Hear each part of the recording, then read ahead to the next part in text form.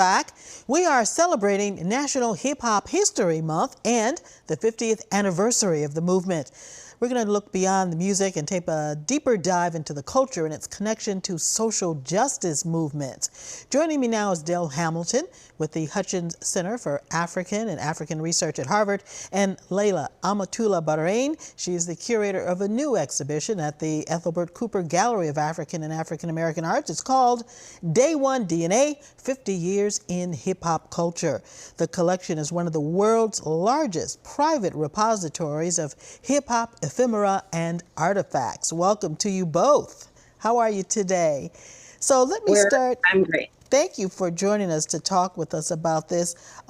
Ice-T is one of the original pioneers of gangster rap and paved the way for rappers like Snoop, 50 Cent, Tupac. DJ Africa Islam is a day one originator of hip hop and became Ice-T's original producer. Layla, how did this exhibition come together? How did it land at Harvard? And what was it like working with these hip hop legends? Well, thank you so much for having me this morning. This exhibition came about, in celebration of the 50th year of hip hop being in existence, a celebration of the culture. And so through their archives of DJ Africa Islam and Ice-T, who are longtime collaborators, we get to delve into the early days of hip hop, the culture, and experience what it was like at the beginning of this version in international culture.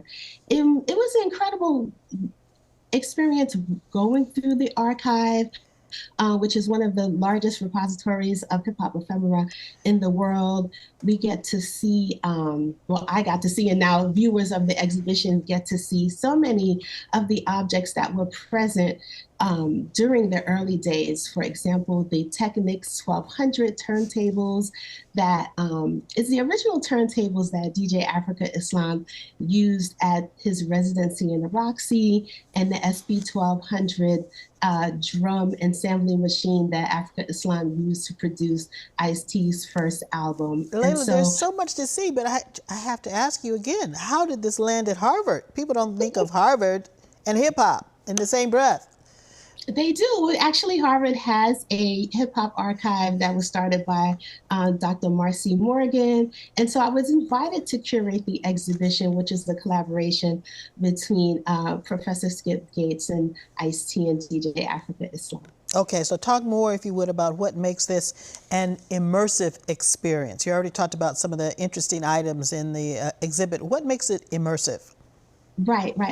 I'm so excited to speak about it, so I just kind of jump right in. One of the elements that makes it immersive is that I recreated an inspired replica of DJ Africa Islam's apartment. And I did that because it was very important to show the kind of sense of place where the meeting of DJ Africa Islam and Ice-T began. They met in Los Angeles, yes, at the Radio nightclub where a lot of hip hop practitioners dwell, but it was in his Bronx apartment in New York City where the magic really happened, the music magic really happened, and where so many of the records that was used so many of the records that was used for Ice-T's first album, and many of DJ Africa Islam's productions were housed in that apartment. Layla, you talk about magic, making magic happen. There are also a lot of socio-political themes throughout the exhibit, but really friendship, collaboration, maybe magic, as you explained it, are at the root of that inspiration. How were you able to convey that in this exhibition? Well, the exhibition is sectioned into moments. It's semi-chronological. So we start off with the early days with some images from the what the Bronx looked like. So we have images from photographer Sophie Bramley. We have archival images of Ice-T and Africa Islam on some of their first national tours. We have objects that they picked up on some of those tours in the American South, in London, in Nairobi. We also have some of the musical instruments, for example, the guitar that Ice-T played at the first Lollapalooza tour. We have so many of the clothing from a lot of the hip hop brands that kind of express the entrepreneurial spirit of the movement. So we have clothing from brands like FUBU and Carl Kanai. There's so much, There's yes. a lot to see. Let me turn to Dell. Have these hip hop legends involved in this exhibit made it to campus to see the exhibition? They have. They were with us actually on my birthday on November 4th. And so that was pretty exciting. So we had a press event, and that was the first time watching ICE walk through the exhibition. And so the thing that people, in 2023, know ICE is from obviously Law and Order, but it was really just quite wonderful to hear how engaging he is, and for him to talk about all of these objects with such enthusiasm. But it also felt too like a kind of insider's conversation of the business of hip hop or the business of Hollywood itself. So that was pretty fascinating for us as well. There's so much to see, Dell. I have to ask you, as an archivist, are you at all surprised that these up-and-coming artists, they were up-and-coming at the time, that they saved so much of their early fashion and work? I actually wasn't surprised about that, because my own brother had Technics turntables in our house as well. He had hundreds and hundreds of records himself. I myself grew up in the Bronx as well, not too far from 1520 Sedgwick Ave, where the first hip hop party was held. And so from watching my own brother, and certainly with the mounting of this exhibition, there are 900 vinyl albums in the exhibition. And so I already knew that DJs in general are archivists. What they do is collect all of these, different kinds of music genres, and they're just incredibly skilled as craftsmen to, pulling these break beats out to then create other forms of hip hop, other kinds of songs, right, within hip hop. So that was actually quite fascinating. I've always thought of artists in general as scholars. I'm also an artist. I work at a Black Research Center.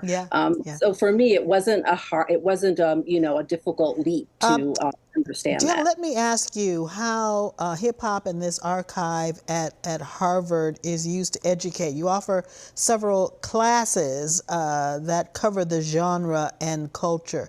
Will this exhibition also be used as an educational tool for students? It will. Actually, this afternoon, Professor Yvette Jackson will be visiting the Hip Hop Archive and the Cooper Gallery to see the Day One DNA exhibition. Her class is called Sonic Mappings and the Black Experience. And so she is going to bring her students through to, respond to the exhibition, learn from the exhibition, the content itself. But I'm sure there'll probably be questions as well, just about the production of, pulling together an exhibition itself. And that I have to credit to our really amazing installation team who's worked with us for many, many years here at the Hutchins Center. And so we were really excited to work on this project, and we're really thrilled that the public is going to be able to enjoy it. Layla, looking through the collection, what has changed the most from then to now? Oh my goodness, so much has changed. The advent of digital production, going from analog to digital production, and the dissemination of music as well. But the spirit of hip hop here, the enterprising, entrepreneurial, and creative spirit is still the same. Wonderful. Dell Hamilton and Layla Amatullah Bahrain, thank you so much for joining us to tell us about what we're going to see. Day One DNA is on view through May at the Ethelbert Cooper Gallery in Cambridge.